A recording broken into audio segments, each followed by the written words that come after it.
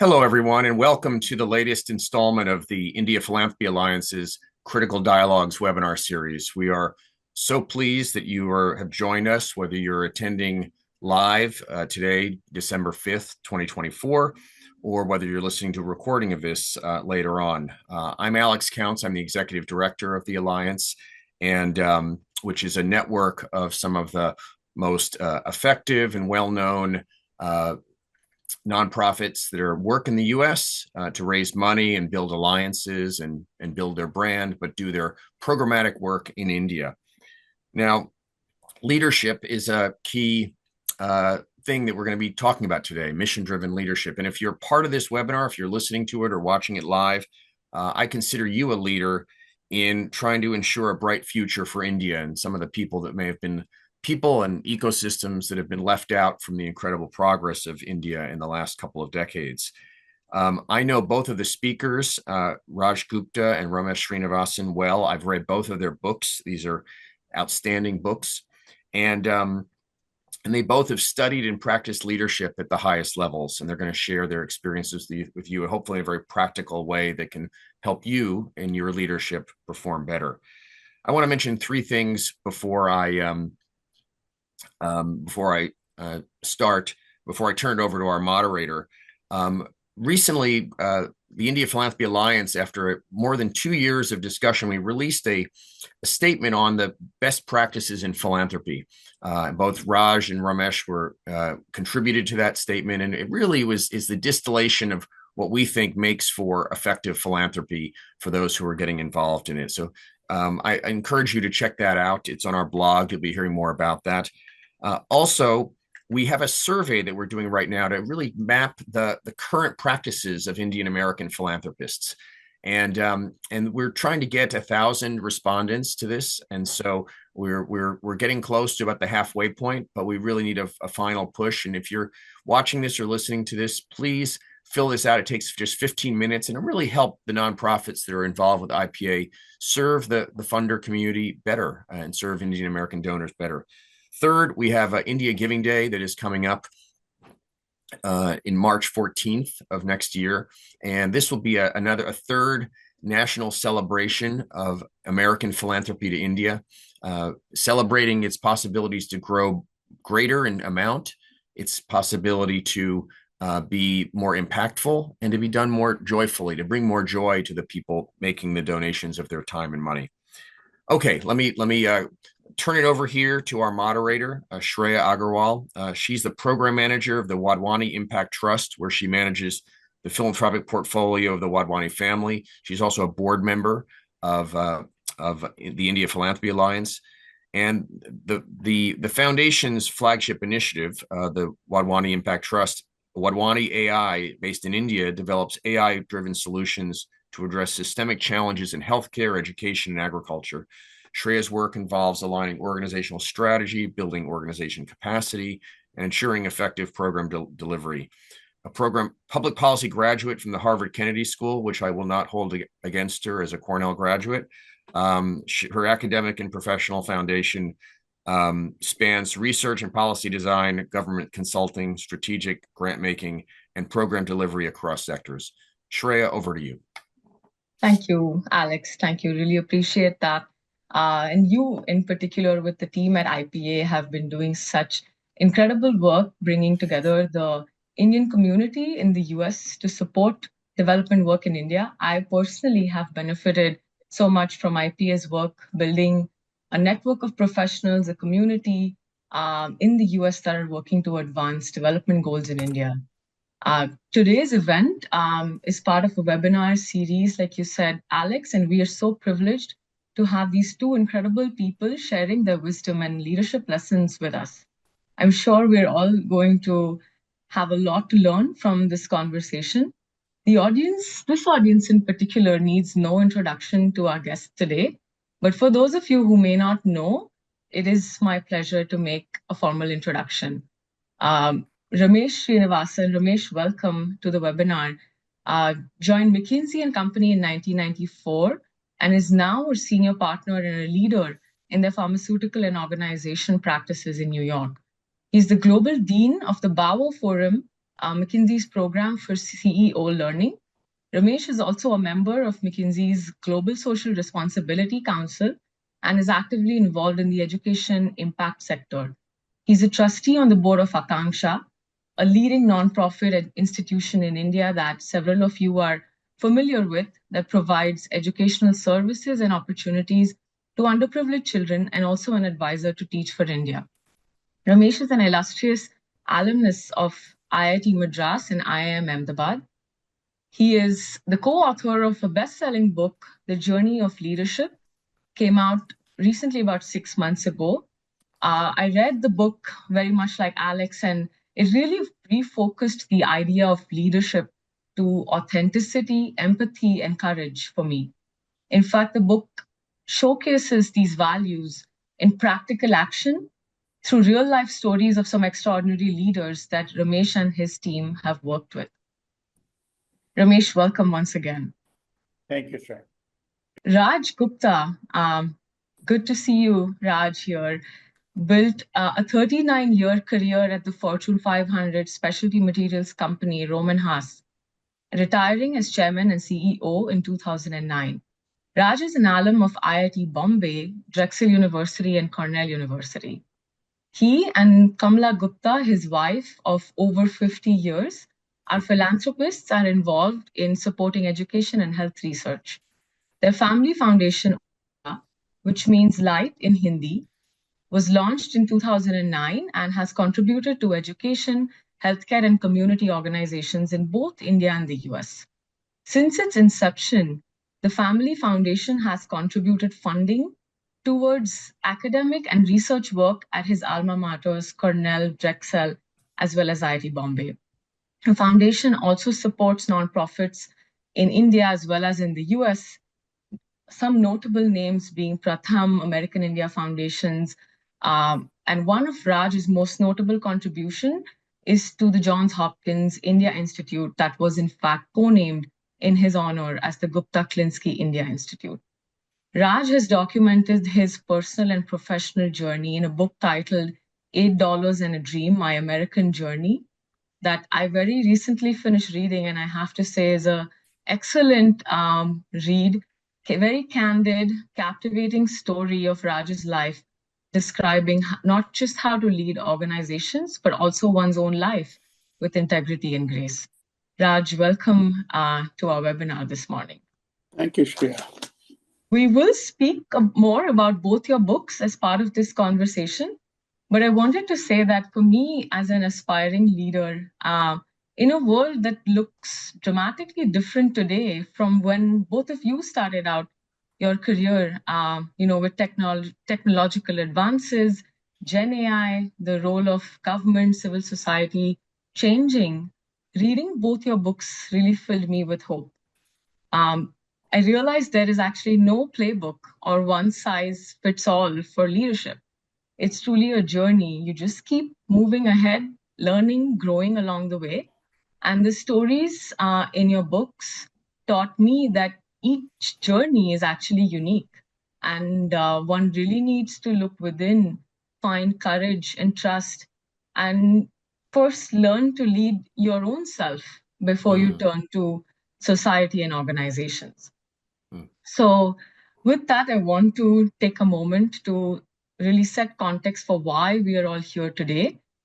Both of you as leaders in the business world, as well as in the philanthropic world, our audience today is invested in creating impact in India and has a lot to learn from your life and experiences. As I was fortunate to get a glimpse into both your journeys and leadership styles, I hope to use the next 50 odd minutes to draw out some of those valuable lessons for folks on the webinar. So, and also hopefully, as I've worked with some senior leaders in India, I know it's a point of contention, finally settle the debate of if greatness comes from IIT Bombay or IIT Madras. So with that, Ramesh, I'll turn to you, with your book having come out just very recently. As I was saying, the traditional organization map that describes a world that no longer exists today. So drawing from your experiences and your books, your book, how should the new generation display leadership in this context of a changing world?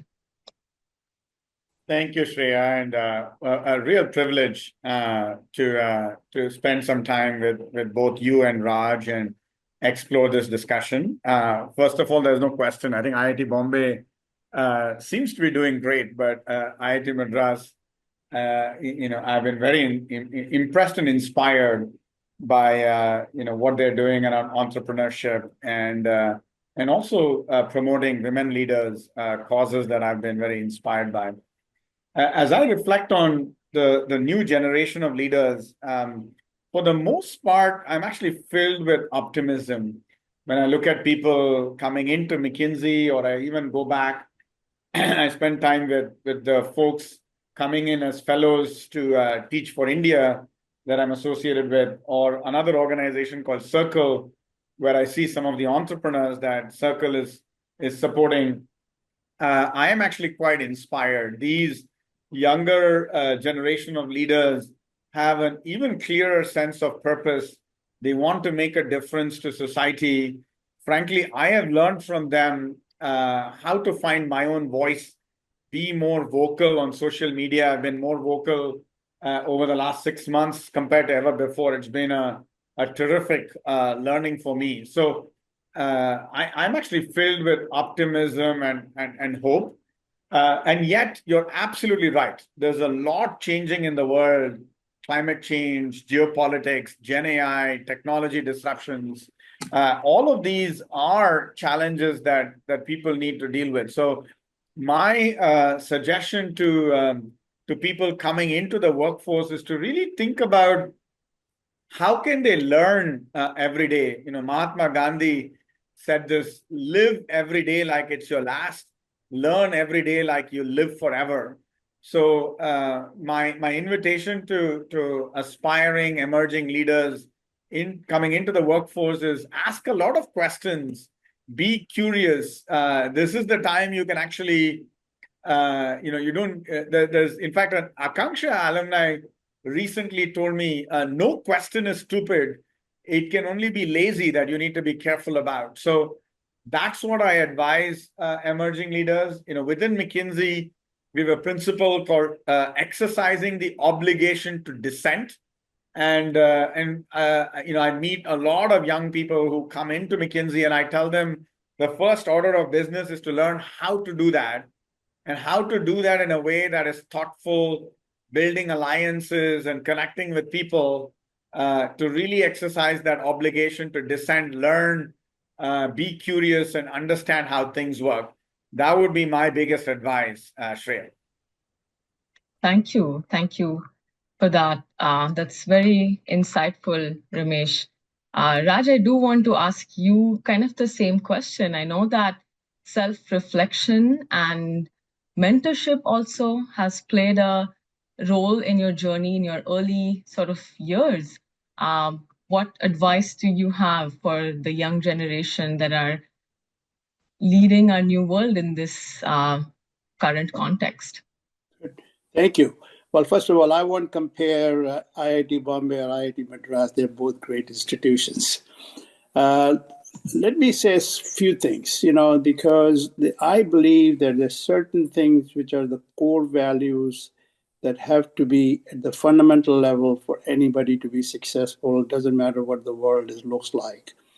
And frankly, in my case, I attribute my parents for instilling those with us. And that was giving your best effort, being honest, staying humble, and respectful to everyone.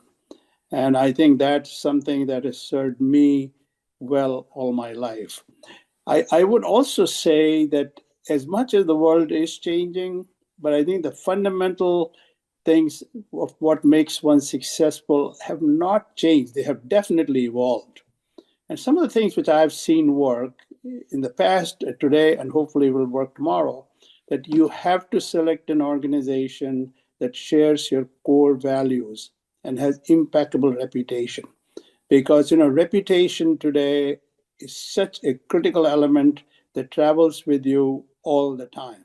And if we have one or two mishaps along the way, the information systems kind of exaggerates it way out of proportion.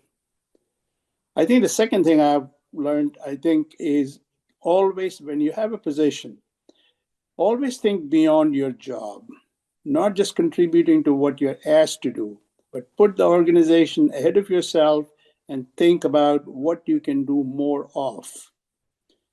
And I think the other thing I would say is crediting others. It isn't about yourself. It is about how do you build a team? How do you acknowledge others? How do you get their cooperation? And the other thing I would add is, always think outside of the box. Because the world is changing, a lot of the successful organizations in particular have inside out view of the world. And I think in a changing world, folks who bring an outside in of the view of the world and also knows the strengths and weaknesses of the organization and can leverage the two are going to be more successful than the ones who just want to extrapolate what the past has made them successful. And I think, the notion of being authentic, you don't have to pretend to be anything else. You have to be authentic. And I would say, almost everybody starts with a definition of a stereotype based on the country of origin, gender, or whatever, or color of skin. And we really need to be moving away from that notion of not judging people based on stereotypes. And I think if you take all that, and final thing, as you mentioned, Shreya, I have been fortunate to be mentored early on in my career and throughout, and even in my retirement as a board member at different organizations. So this lifelong learning, which Ramesh mentioned, is such a critical thing. And also allowing people to express their point of view, and they don't always have to agree with you. And you don't always have to be right. I think those are some of the traits of leadership which I think are so important and are so fundamental and really have proven the test of time that those basic principles don't change irrespective of how the world is unfolding. You just have to learn to apply them in a very conscious manner. And again, not about yourself, it's about the organization and how you can make it more successful than where you started. Oh, thank you for that. Both your responses and your books actually really do illustrate this human side of leadership, which is so crucial. So, Raj, since you speak about the importance of keeping the organization at the forefront, the importance of working with others, from your experience with corporate as well as nonprofit boards, I know you're involved with a lot of boards. It's clear that governance plays a critical role in organization success. How should the nonprofit sector draw lessons from the private sector in terms of building stronger boards? I think that's sort of something that a lot of nonprofits do sometimes struggle with, and it'd be really interesting to hear how do you translate lessons from your corporate life into the nonprofit world. Great question and a timely one. So one of the things has been based on my both for-profit and not-for-profit board experience. I have a strong conviction that boards make a difference. And that is one of the reasons at the Drexel University, we actually sponsored a Gupta Governance Institute that addresses not only the corporate governance, but also not-for-profit governance. And I think that for-profit governance also is in need of a huge change because environment is changing. I'll just give you a couple of things and I'd focus more on the not-for-profit as to what not-for-profit can learn from the profit side. Historically, in boards and even in the public companies or for-profit companies, essentially were folks who knew the CEO, knew each other, and effectively just supported whatever the CEO wanted to do. Obviously, selecting the right CEO was important. But over the last, say, decade or so, it has dramatically changed. And it's changed because of two reasons.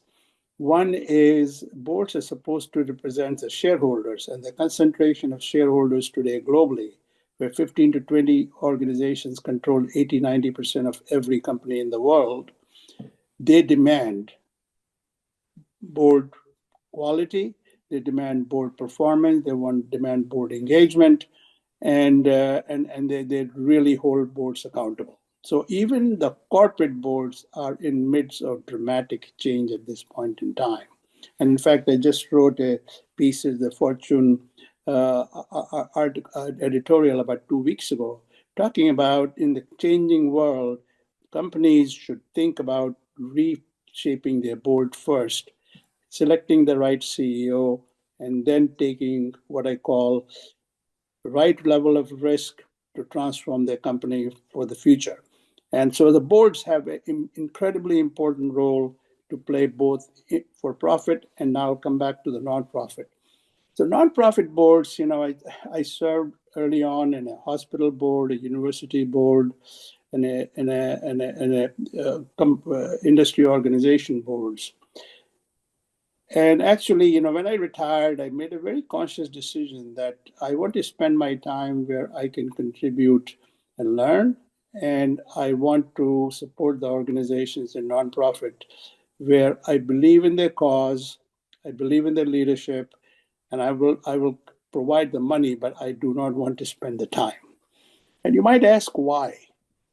And I think partly because nonprofit boards tend to be very different. By definition, they tend to be much larger. A lot of people are there because they are basically contributing, and they all want to be heard. And so I think the relationship between the leader of the institutions and the board is somewhat different.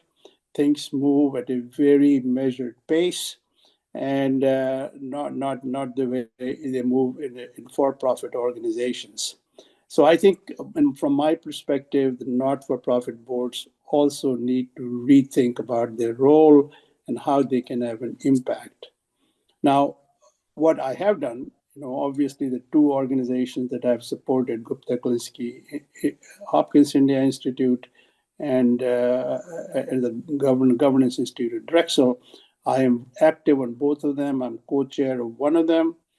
And the reason I am engaged with them is, number one, I believe the causes they are addressing are critical.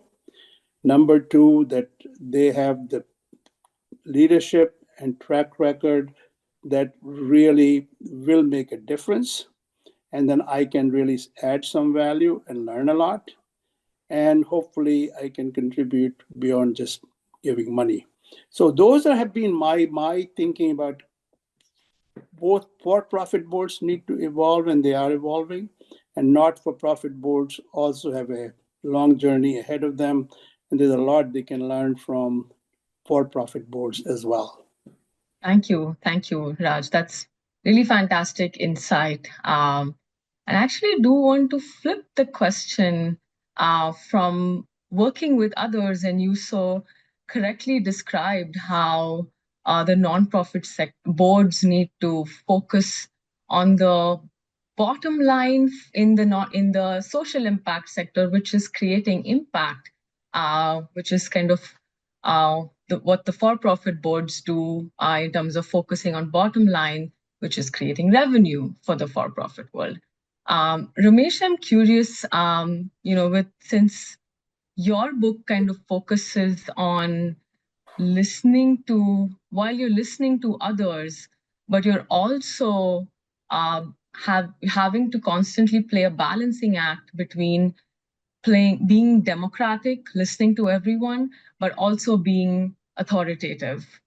How would you advise young leaders to find the right balance in this sort of constant paradox of leadership in a setting where you have the boards to manage, you have external stakeholders to manage, but you also want to be self-reflective and looking inside, like your book talks about? No, it's indeed a paradox, Shreya. And I think the main idea of our book is really this concept of inside-out leadership. in a world that is changing so much. What we found successful leaders do is really have a clearer sense of their own purpose. What is their why they do what they're doing? And I think, Raj, this is what you touched on, some of the core values that you learned from your parents around honesty, integrity, this learning orientation. Those are timeless. Those don't have, those will carry on irrespective of what happens in the world. And that's what we saw these successful leaders do. They brought that to their teams. They brought that to the organizations to inspire their teams. This idea of a leader having answers to all the questions we think is no longer relevant. It's more, you do need to have that clear sense of purpose and values, and yet be open to ideas and create a psychologically safe environment. And this goes back to the board, or this goes back to a leadership team. Create an environment where leaders can be vulnerable, feel safe, share their ideas with each other, but also share questions with each other. One of the examples we have in the book is Rita Roy of MasterCard Foundation. On the one hand, she leads a $40 billion foundation. She engages with leaders in Africa, has an extremely bold and courageous vision to create jobs in Africa. And yet there are tough problems creating jobs in Africa, jobs for women, climate resilient jobs. These are not easy problems to solve. With her team, with her partners, she's actually extremely vulnerable, very open with questions for which they don't have the answers, and together co-creates these solutions. And values like respect, humility, co-creation are very important for them as a foundation. But at the same time, that doesn't come in the way of setting a bold vision, setting high expectations, and demanding those high expectations from her team. And this is what we've seen successful leaders do. It can feel like a paradox, but when done right with that clear sense of purpose, it actually allows them to bring those questions with confidence to the world, be it their boards or their teams. Shreya. Maybe I just add one quick thing. I found that insider with the outsider mindset really make outstanding leaders, because I think they know the organization inside, what works, what doesn't work, and yet they have an independent mind to always look at the outside world as to what's unfolding and what we need to do with that as an organization. And what helps them really unite their team is their credibility and the transparency and the trusting relationship that they have with their peers, their board, their stakeholders, that allows them to be bold and yet get the support. And so that's why I always say, I've found that insiders with the outsider mindset makes really some of the best succession candidates for the leadership positions. Thank you both for those really fantastic insights. I want to tell the audience that we will be willing to take questions, and you should feel free to either put it on Q&A or on the chat, and we will get to your questions as we see them coming in. But while we wait for folks to drop their questions to us here, I have many questions for both of you, but the one aspect of both your lives that stood out to me, Raj and Ramesh, is that access to education is a theme that seems to resonate with the both of you, both in your personal journeys and in your philanthropic work. Raj, your foundation focuses on creating educational opportunities, fellowships, research. And Ramesh, you work with organizations like Akanksha that also reflect a similar commitment from your side. And maybe Ramesh, you want to take this first. How do you envision creating pathways for success for those that don't have access to elite institutions necessarily? Yeah, I grew up in India in Chennai, and unfortunately my father passed away when I was 12 years old. And I went to what is called Kendriya Vidyalaya or Central School, and I got a fantastic education at very low cost. We used to pay 5 rupees a month, and I had some fantastic teachers. One of my favorite teachers was my librarian. She not only created a safe space where I could come to school and feel comfortable, feel safe, but also gave me access to some of the best books, and that is what then helped me learn, grow, and then eventually get into IIT and so on. So I've always felt that providing access to high quality education at affordable prices is like a big unlock for any society, and that's why my wife Charuta and I were very, very committed to education equity in the world. I do think there need to be different pathways. All our work with Akanksha and also with Teach for India has shown us that ultimately the power of education is in really helping people find their own passion, find their own purpose, and unleash that in whatever way, shape, or form it could be. It might be by going to college, studying, and then going down that path.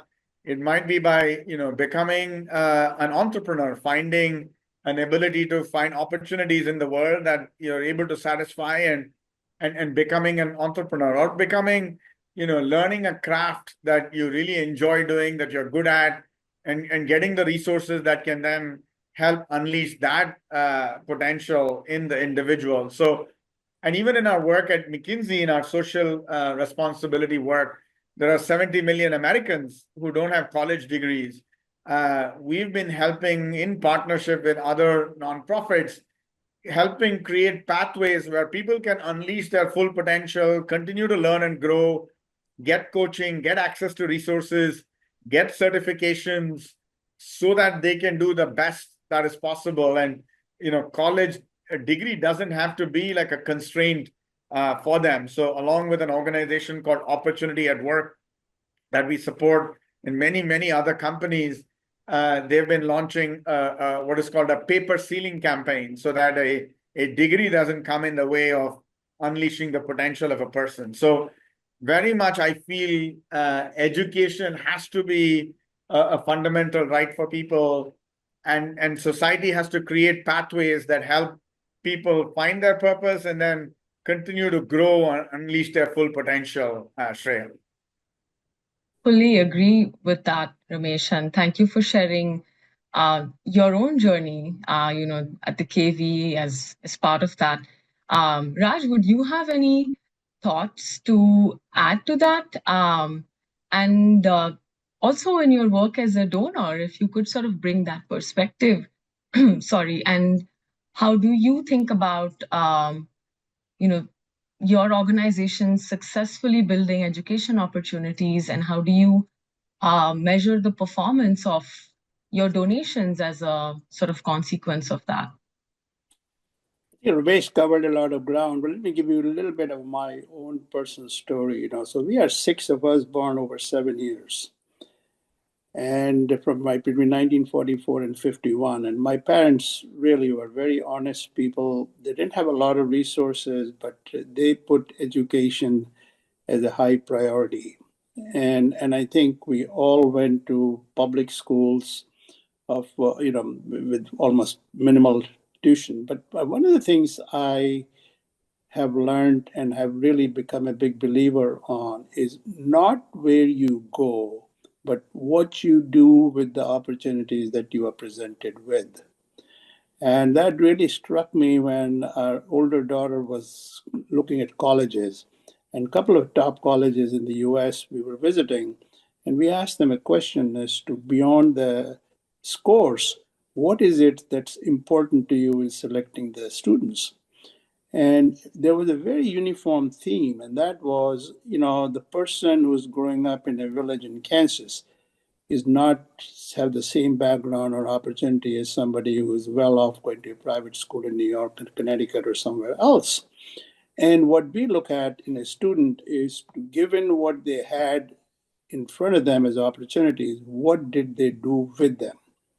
And I think, in some ways, the same thing applies in life.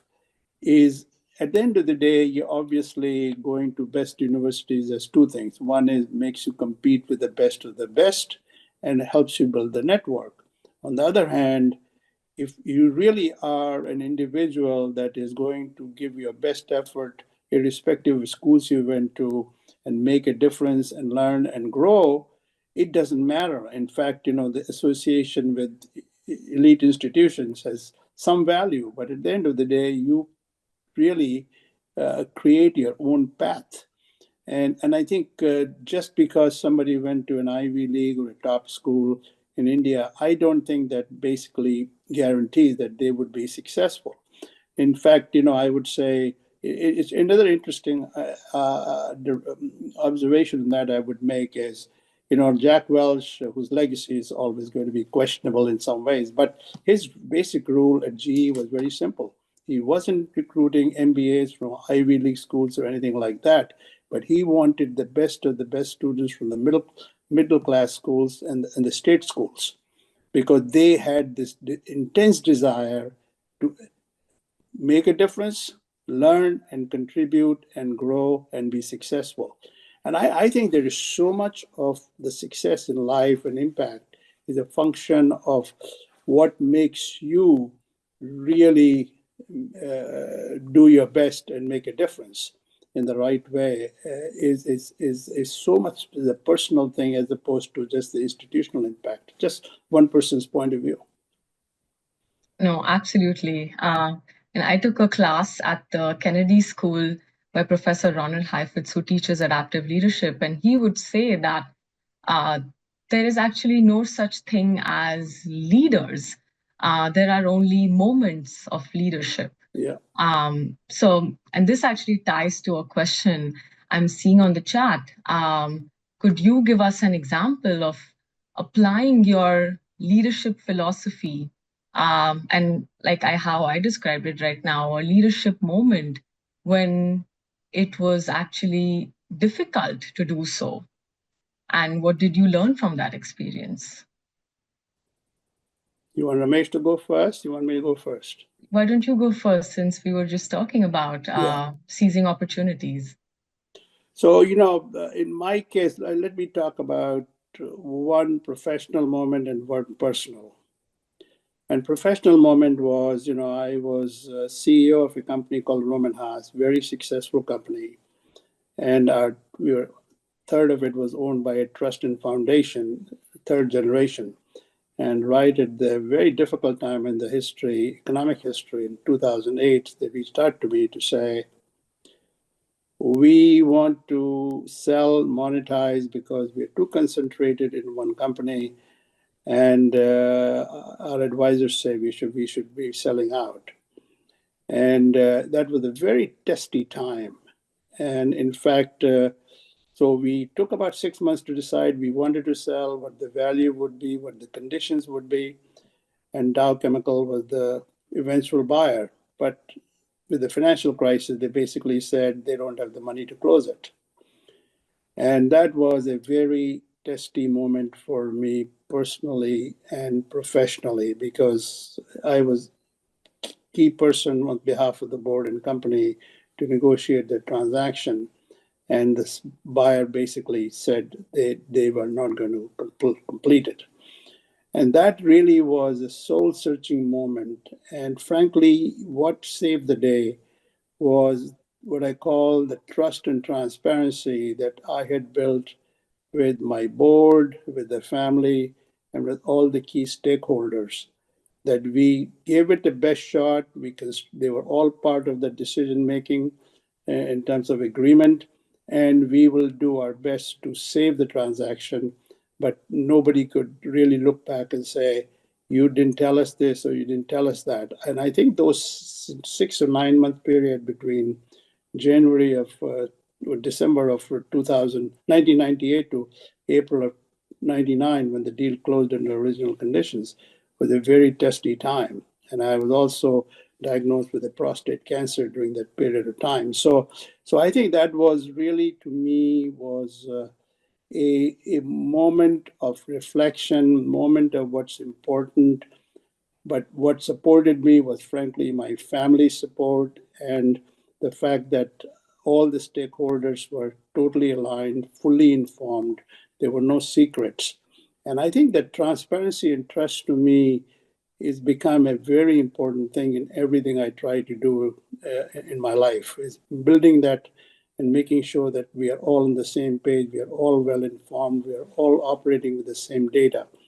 And that was really a very crucial moment for me in my career. And the second thing, I hate to be personal here, but I think I just mentioned that older daughter who was very successful, brilliant head of infectious diseases division at Johns Hopkins. When she confessed to us that she was gay, dealing with that for a year or 2 years of that period was a very testy one. But we are very happy with where we ended, and she's happy and very successful in what she does. And those are the times where you really are tested. And I think those are the moments which make you realize what's important in life. I hope those are useful and helpful examples. Thank you for sharing that. That's such a personal, inspiring, and moving story. And thank you for sharing that with us. And it's incredible how that has shaped your leadership journey. And, we all see the outcomes. I wonder, Ramesh, and it sounds like you're familiar with Ronald Heifetz, that you have any examples of such moments of leadership where you have kind of had to display courage and any learnings from it? Yeah, I don't know if I displayed courage, but I definitely learned a lot, which was back in my career at McKinsey. I've been with McKinsey for 30 years, but in my first year, I got a lot of tough feedback. I could solve problems and I could connect with clients and people, but I was not organized. The education system did not teach me how to do a to-do list, and I would do many things at the last minute, which is fine when you're operating alone. But when you're operating in a team and you're not contributing in advance, or you're not clear when things will come, it makes the team's life much harder. And I also didn't have what at McKinsey we call an end product orientation, being really clear of what am I trying to get done every week, every month, etc. So it was tough when I got that feedback. I really had to get a lot of coaching from colleagues around me, both peers who were much better than me at being organized, but also with my project manager, with a coach that I worked with. And all that learning over time, I decided to really take that as a challenge and to use all the resources and support that I had, not to see this as a weakness. And of course, I was disappointed at the beginning and I felt bad, but very quickly, with all the support I had, turned that into an opportunity for development, learned a lot.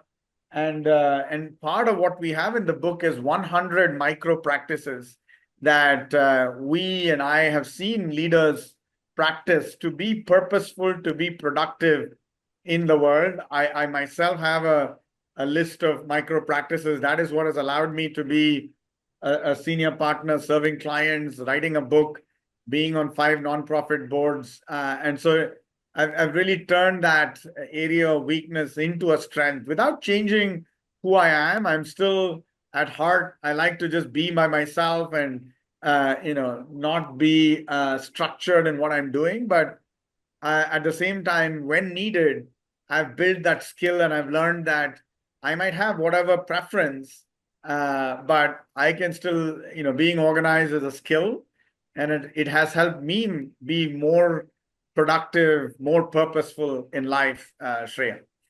Let me add something to this, what Ramesh is saying. And that is, the real mentors are the ones who feel comfortable enough to give you an honest feedback. Because, many times you receive feedback, oh, you're great, you're doing fine, you'll be okay. But the ones who tell you where is the big opportunity or where is the big well, something that you need to work on to really have an impact on the organization and be more successful. And normally when it is given, it comes across as negative. And if you perceive that as negative, you think it's, no, the person is just not going to give me a raise or something else, but just trying to put me down. But I think the real mentors are great at giving you honest feedback. And I can narrate examples after examples of 3 or 4 of my mentors who really at the right time gave me a feedback that I reflected on and made a huge difference in my life. Thank I you. agree with you, Raj. I in fact find even as you get senior, Yeah. and in fact, one of the ideas we talk in the book is this concept of truth tellers. Exactly. And you need truth tellers. You need truth tellers at the beginning in your life and make it quite tactical and specific. And I'm sure you would have seen this. You need truth tellers even as you get more and more senior, who are not like afraid of coming and holding a mirror or pointing out some things or giving a nudge.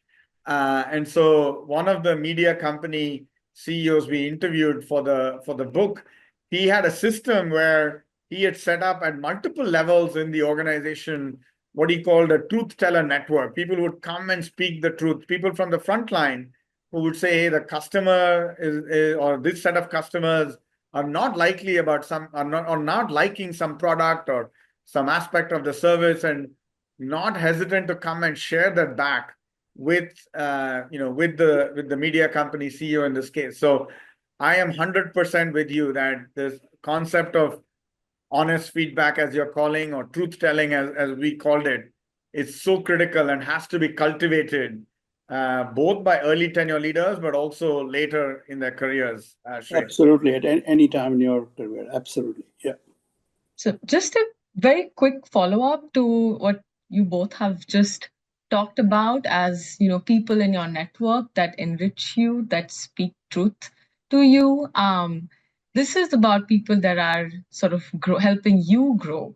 I know both of you have also hired several people in your life. And what are some qualities that you look for when you are bringing someone into an organization and into a team ecosystem, that kind of may tie to some of what you just spoke about. And Raj, if you want to go first, and we'll keep this short. We also have some questions in the audience Q&A. I'll quickly get to that as well. So maybe few very fundamental things about that. One is always I try to recruit people smarter than I am. Really, I think, because no one single person has all the answers. The second one is giving them freedom and opportunity to really challenge the system, challenge you. And I think the third thing, obviously, is not just people who can say all the words, but individuals who have a track record. Because to me, we always used to assess individuals for leadership based on 2 criteria. One is performance, other one is potential. And the fundamental thing was, do they share the core values of the organization? Was the fundamental characteristic they had to meet. But outside of that, those were the 2 things that were important. And I think that's what I believe it takes for people to feel they're part of an organization, they have an equal opportunity to grow. Creating equal playing field, especially in a diverse culture, is something that goes a long way in making a difference. But it takes examples, and so people can really believe that irrespective of their gender, race, color, country of origin, they have an equal opportunity to succeed in this organization. And once they see that, they would step up and they will give their very best. And I like all of those, Raj. 100% agree with you. Maybe just to make it a little more humorous as well, the one test I like to do is what I call the island test, which is, if I am stuck in an island with this person, will I just be able to have conversations, enjoy my time, learn something from that person? I feel it ties back to many of the dimensions you talked about always, that it's not just about being the smartest person, but also being part of a team and building the culture.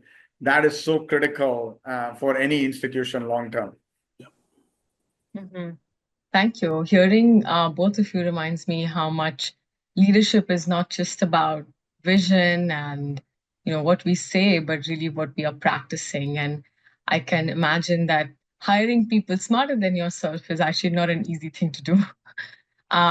So I'll get to someone in the audience is curious. That many of the organizations that they work with touch on programs for young people, and we talked about Akanksha building pathways to education. But this person works with young people, preteens and teens. What are some important leadership lessons to teach the students or things to keep in mind as we look for programs that are beneficial to them? And this is even before they get to a young professional stage. So, how would we inculcate junior leaders, so to say? Raj, can I take that? Yeah, please. I think it's a great question. As I think about what the world needs, right? It's not just about foundational literacy and numeracy. That is important. But really, I think what will create these young leaders for the future, especially in a world with AI, Gen AI, is really getting people to be much stronger critical thinkers. When they are faced with a problem, how do they not just freeze, but are able to at least come up with the first few questions or hypotheses or experiments that can help them start tackling problems. So I feel this idea of critical thinking is quite important. In fact, my wife has founded an organization called Problem Solvers Labs to really help students become better at problem solving and critical thinking. I think the other skill that is quite important is really around empathy, collaboration. I feel I touched on that already. In today's day and age, nothing can be done by one person. It always takes a team. How do you teach students to be part of a team, do projects, do teamwork, even early on in their career? I think that will help bring next generation of leaders. What some people call 21st century leaders into the world. And then the last dimension I will say is really around community service, being conscious of the world around us, and it could be as simple as doing, Akanksha does a street audit where the students go into the streets that they're part of and see, what is the level of hygiene, or how well are the street lights working. My wife and I, we support an organization called Reap Benefit, and Kuldeep Dantewadia. One of the cool things they do is unleashing citizenship, even in young students. So really getting students to become aware of the community around them.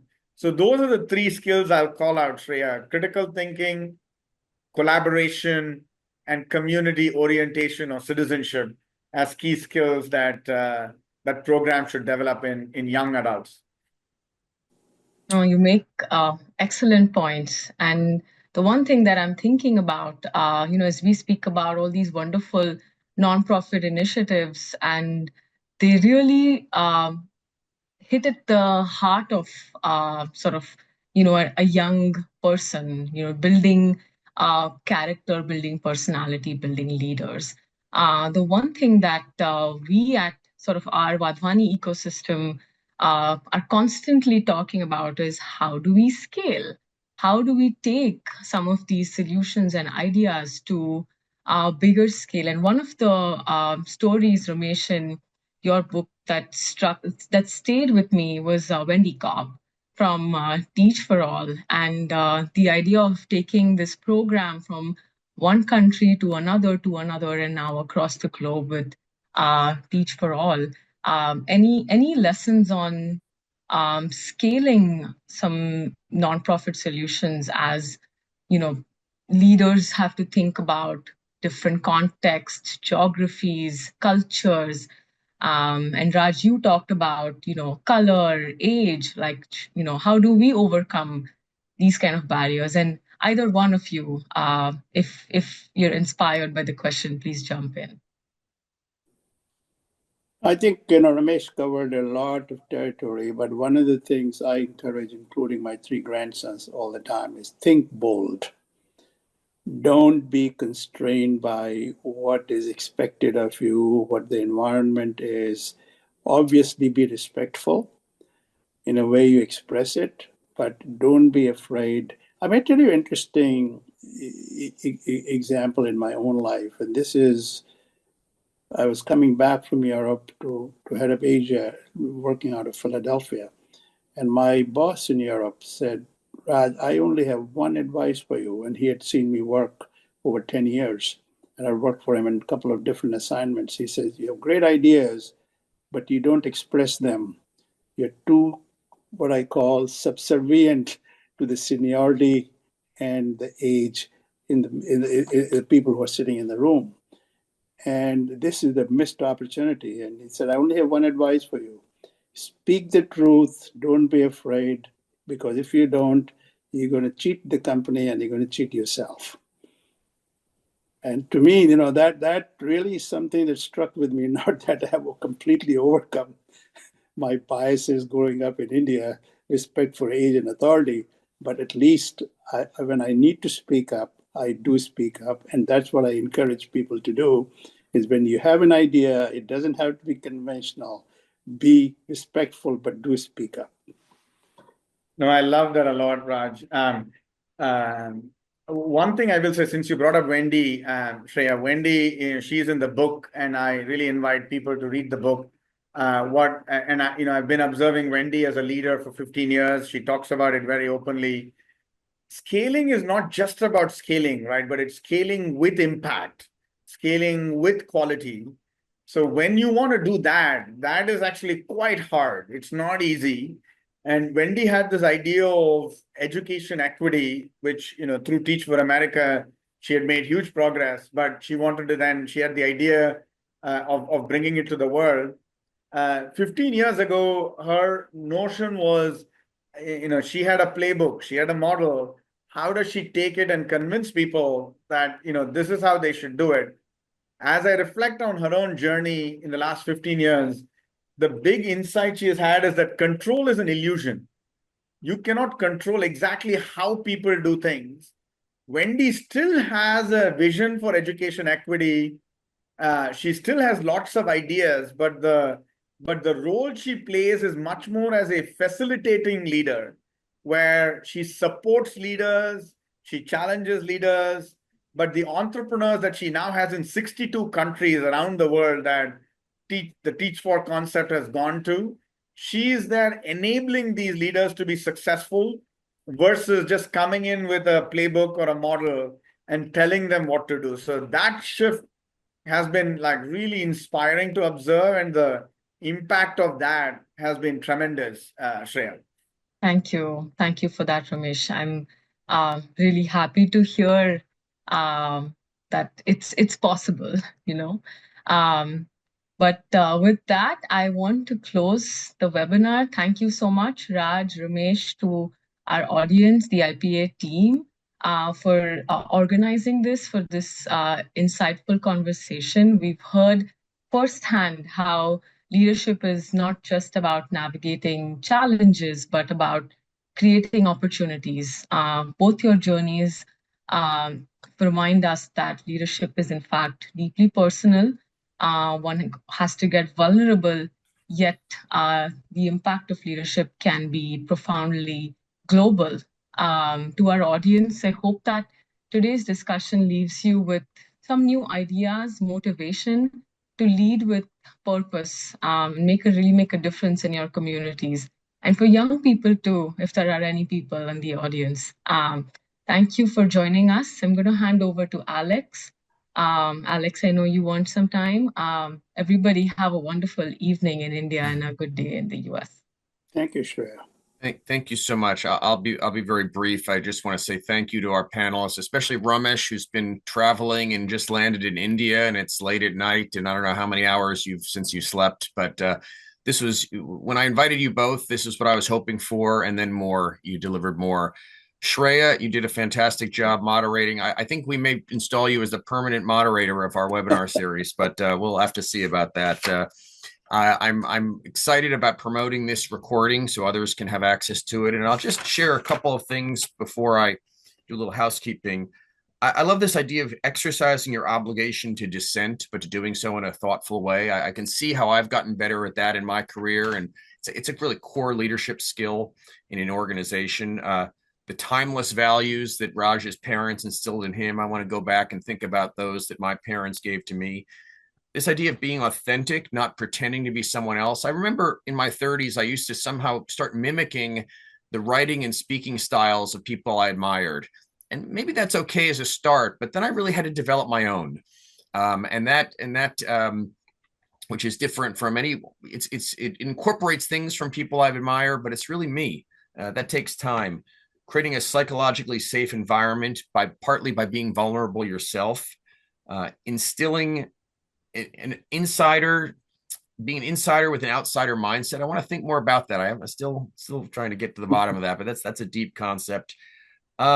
And this moment to express leadership, Shreya, that you talked about, I think is a really powerful concept. And lastly, the truth tellers. I remember when early in my leadership journey, I would kind of squelch the truth tellers. I thought they were trying to kind of lead our organization astray from my vision. And then I realized how important their role is in creating a network of them, so that created that safety that they could feel expressing that. And boy, it took me a long time to learn that.